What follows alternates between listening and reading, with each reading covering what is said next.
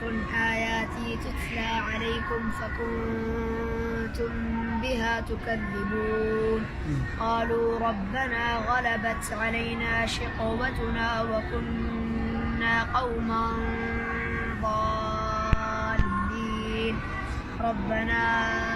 أخرجنا منها فإن عدنا فإنا ظالمون قال اخسئوا فيها ولا تكلمون إنه كان فريق من عبادي يقولون ربنا آمنا فاغفر لنا وارحمنا وأنت خير الراحمين فاتخذتموهم سخريا حتى أنسوكم ذكري وكنتم منهم تضحكون إني جزيتهم اليوم بما صبروا